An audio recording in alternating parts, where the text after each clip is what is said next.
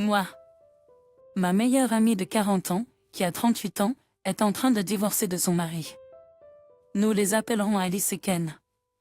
Mon mari de 37 ans et moi sommes ensemble depuis 10 ans et nous avons toujours été proches d'Alice et Ken. Alice et moi sommes amis depuis longtemps avant de rencontrer nos partenaires. Mon mari et Ken sont devenus bons amis au fil des ans et ils se retrouvent juste tous les deux assez fréquemment. Il y a environ un mois, Ken a dit à Alice qu'il voulait un divorce. Elle m'a dit qu'ils avaient des problèmes depuis 6 mois.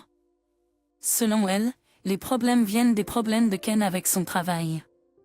Il y a 3 ans, elle a accepté une promotion dans son entreprise. La promotion a nécessité qu'elle voyage 3 à 4 mois par an et qu'elle travaille beaucoup, même lorsqu'elle n'est pas en mission. Elle a toujours été incroyablement ambitieuse et réussie. Je pense qu'il est important de noter que Ken travaille à temps plein comme artisan. Il travaille dans son atelier, la métallurgie, sur leur propriété et reste assez occupé. Elle gagne plus que lui, mais je ne l'appellerai pas la pourvoyeuse. Alice a une fille de 12 ans d'une relation précédente. Le père biologique n'est pas dans la photo et Ken est son père depuis qu'elle a 4 ans. Selon elle, Ken lui a demandé de prendre un poste qui nécessite moins d'heures et de responsabilités ou de trouver un nouvel emploi qui n'exige aucun voyage. Elle lui a dit qu'elle le ferait, mais elle a retardé en pensant qu'il abandonnerait à la fin. Tout est venu à un coup quand elle a prolongé un voyage d'affaires, pendant le voyage, et a oublié une vacance familiale qu'ils avaient planifiée pour quand elle est revenue. Elle n'a pas consulté Ken sur l'extension de son voyage d'affaires avant de convenir. Elle s'est excusée et a promis de se rattraper auprès de lui et de leur fille. Elle a dit qu'elle n'avait pas le choix lorsqu'il s'agissait d'étendre le voyage d'affaires. Que ce soit vrai ou non, je n'en ai aucune idée. Ken était mécontent, mais n'a pas explosé. À son retour, cependant, ses affaires étaient emballées et il avait déplacé la plupart de son atelier et de ses outils dans un garde-meuble. Il ne lui avait rien dit à ce sujet et faisait semblant que tout allait bien jusqu'à présent. Elle m'a appelé et était effondrée. Elle répétait sans cesse, « Je ne pensais pas qu'il le ferait, encore et encore. » Ce qui était d'abord de la tristesse de sa part s'est rapidement transformé en ressentiment et en colère lorsque Ken a clarifié qu'il n'y avait pas de retour en arrière. Ken et mon mari étaient en contact pendant cette épreuve. Mon mari savait qu'ils avaient des problèmes, mais n'en connaissait pas l'ampleur avant que Ken ne quitte Alice. Ken a dit à mon mari qu'Alice s'était désintéressée de la relation depuis qu'elle avait pris son nouveau poste. Ils ne font plus rien en famille. Alice ne prend plus le temps de leur parler lorsqu'elle voyage. Je suppose qu'il lui a demandé quelques nuits et discussions sales à quelques reprises et qu'elle les a rejetées, mais avait le temps de sortir avec des collègues. Ils n'ont plus de relations sexuelles. Il l'avait exprimé à plusieurs reprises et elle l'avait rejeté, selon Ken. Tout est devenu beaucoup plus grave après un certain incident qui est difficile à écrire sans frissonner. Ken et Alice étaient séparés depuis environ 3 semaines.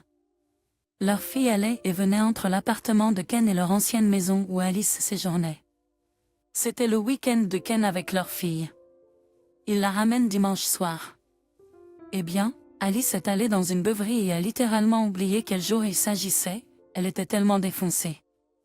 Ce n'est pas comme elle. Elle a cru que c'était samedi. C'était dimanche. Ken arrive avec leur fille et entre dans un gâchis. Alice avait 2 hommes plus jeunes là-bas. Ils étaient ivres et dans le bain à remous. Ils n'étaient pas en pleine action, mais il était clair ce qui se passait. Elle a commencé à paniquer, à traiter Ken de nom. À crier que ce n'était pas dimanche encore, Ken a gardé leur fille dans son camion pour qu'elle ne voie pas le pire. Ils sont partis. Le lendemain, elle n'avait aucune idée de ce qui s'était passé. Elle m'avait envoyé des textos de choses horribles pendant qu'elle était défoncée. Je n'ai vu que cela parce que Ken a envoyé des captures d'écran à mon mari.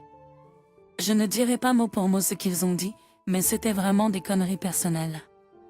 Depuis lors, Ken est en mode nucléaire. Il veut la maison. Il veut la garde. Il a adopté leur fille il y a longtemps. Il souhaite une pension alimentaire. Il la traite sans ménagement, comme on dit. Je sais que ce n'est pas Alice. Elle traverse une période difficile. Elle a besoin d'amis en ce moment, et je suis littéralement tout ce qu'elle a. Sa propre fille préfère rester avec Ken. Je ne vais pas couper ma meilleure amie à cause de cela. Le problème. Mon mari veut que je la coupe. Il a dit des choses terribles à son sujet. Il l'a traitée de mauvaise mère. Je sais qu'elle aime sa fille. Il l'a traitée d'égoïste. Il dit qu'il ne veut pas que je sois entraînée dans ses problèmes et son comportement. Lorsque j'insiste sur le fait qu'elle va s'en sortir et qu'elle a juste besoin d'aide en ce moment, il éteint en disant que c'est qui elle est vraiment et qu'il ne sait pas pourquoi je veux elle. Associée à des gens comme elle. Je sais que beaucoup de cela est juste de la merde que Ken lui a raconté et qu'il la défend son copain. Je ne justifie pas son comportement, mais je pense que c'est déraisonnable de sa part de vouloir que je coupe ma meilleure amie. Elle m'a demandé de sortir avec elle à quelques reprises et je suis allée une fois sans le dire à mon mari parce que je savais ce qu'il dirait. Je voulais juste lui parler en personne. Après lui avoir dit, nous nous sommes rencontrés et il est devenu fou et a répété que si je ne la coupe pas, nous aurions aussi des problèmes. Tout conseil pour naviguer dans cela serait apprécié. Édition, j'ai publié ce message pendant ma pause déjeuner. Je suis sur mobile maintenant, et les réponses sont accablantes et écœurantes. J'ai vu un sentiment récurrent selon lequel je n'ai rien dit de positif à propos d'Alice. Je me suis relue et j'ai réalisé que vous aviez raison. Alors, je vais juste dire ça. Elle n'était pas toujours comme ça, et son comportement, boire excessivement, se détourner de la famille, accro au travail, est relativement nouveau. Elle était une bonne mère. Nous avions des sorties familiales amusantes. Elle et Ken étaient heureux. Quand elle a pris la promotion, tout a changé progressivement jusqu'à ce que ce fiasco se produise. Peut-être que je suis aveuglée par son comportement maintenant parce que je sais qu'elle n'était pas cette personne auparavant. Je prévois de lui parler ce soir et d'organiser une intervention, et je le ferai savoir à mon mari. Merci pour vos réponses, les bonnes et les mauvaises. Commentaire principal, cette femme est votre meilleure amie, et vous n'avez rien dit de bien à son sujet, ce qui, à mon avis, montre soit que vous savez au fond qu'elle n'est pas une bonne personne, soit que vous ne la connaissez pas aussi bien que vous le pensez. Vous mentionnez à plusieurs reprises qu'elle ne vous donne pas tous les détails, ce qui est étrange puisque vous êtes ses meilleurs amis. Elle a même prétendu, je ne pensais pas qu'il le ferait. Que pensez-vous que cela signifie? Elle savait qu'il lui avait dit qu'il divorcerait si elle ne changeait pas. Elle a littéralement essayé de détourner jusqu'à ce qu'il l'oublie. Il est très évident qu'elle tient plus à sa carrière qu'à sa famille. Honnêtement, les vacances auraient été la fin pour moi aussi. Quel horrible sentiment pour votre mari et votre fille de savoir qu'elle préférerait travailler que passer du temps avec sa famille. Votre mari a raison d'être préoccupé. Vous avez essayé de la défendre dans votre message, mais encore une fois, il n'y a rien de rédempteur à ce que vous ayez dit. Si vous tenez vraiment à aider votre ami, vous devez vous assurer que votre mari se sente à l'aise et en sécurité. Ken dit des choses à votre mari, oui, mais elles ne sont probablement pas si éloignées de la vérité, même s'il les embellit. Encore une fois, votre propre meilleure amie ne vous dit pas tout, alors il est très possible qu'elle ait baisé des mecs plus jeunes dans le jacuzzi plus souvent que vous ne le pensez. Mon conseil, si vous voulez garder votre amie et ne pas contrarier votre famille, est de prendre un peu de distance jusqu'à ce que cela se tasse. Ne laissez pas entrer la négativité dans votre relation juste parce que vous voulez aider quelqu'un à traverser la sienne. Votre famille passe en premier. Ce n'est pas une mise à jour heureuse. Alice et moi avons prévu de nous retrouver samedi matin. J'allais lui prendre du café et l'aider avec quelques bricoles chez elle avant qu'elle ne parte en voyage d'affaires lundi. Mon intention était de lui dire que nous, sa famille et la nôtre, nous inquiétons pour elle et nous voulons tous la voir heureuse, mais son comportement nous inquiète. J'espérais qu'on aurait une discussion de cœur à cœur. J'espérais revoir mon amie. J'espérais qu'elle accepterait de voir un thérapeute. J'espérais qu'elle ferait un pas dans la bonne direction. Aucune de cela ne s'est produite. Elle a été combative depuis le moment où je suis arrivée chez elle, presque comme si elle savait ce que j'avais l'intention de faire avant même que je ne dise quoi que ce soit. Lorsque je lui ai dit que je m'inquiétais pour elle, elle a dit qu'elle allait bien et qu'elle se défoulait et s'amusait. Elle a dit qu'elle travaillait dur et qu'elle pouvait faire ce qu'elle voulait maintenant que Ken l'avait quittée. Elle a parlé de son ingratitude au fil des années pour tout son dur labeur et tout ce qu'elle a payé et fait pour lui. Cela m'a fait grincer des dents, mais j'ai mordu ma langue. Pour information, Ken est un travailleur acharné qui n'avait pas besoin d'elle. Il était le pourvoyeur lorsqu'ils se sont rencontrés pour la première fois. Elle gagne beaucoup plus que lui maintenant, mais d'aucune façon il était dépendant d'elle. Certains d'entre vous ont souligné qu'Alice était probablement infidèle envers Ken. Je lui ai demandé et elle est devenue extrêmement défensive. Elle a eu l'attitude, je ne peux pas croire que tu m'aurais posé une telle question. Je lui ai rappelé l'incident de la piscine chauffée et l'apparence de la situation. Elle l'a rejeté et a juré qu'elle n'avait jamais trompé Ken. Je lui ai demandé qui étaient ces gars. Il s'est avéré qu'ils étaient des stagiaires dans son entreprise. Lorsque je lui ai demandé leur âge, elle a simplement dit « ils étaient majeurs ». La façon dont elle l'a dit m'a fait me demander si c'est ainsi que les hommes vieux parlent des femmes plus jeunes. C'était dégoûtant. Que je sache, que ce soit avant la rupture ou non, je ne sais pas si elle me trompait. Pour être honnête, je ne sais presque rien d'elle maintenant. C'est à ce moment-là que les choses ont pris une tournure inattendue. Alors que nous discutions, elle faisait ses valises pour son voyage d'affaires. Je lui ai demandé où elle allait cette fois-ci. Elle a dit Dallas.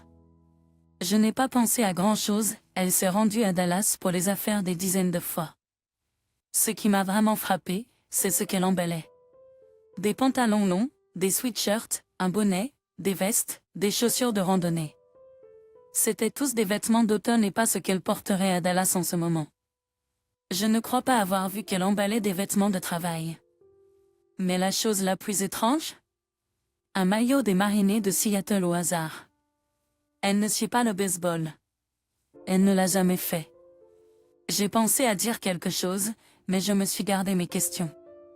C'était juste étrange. Je sentais qu'elle était distraite par l'emballage et sa fille qui allait arriver bientôt, alors je suis partie. Nous nous sommes fait la bise. Je lui ai dit que je l'aimais et que je veux qu'elle soit heureuse.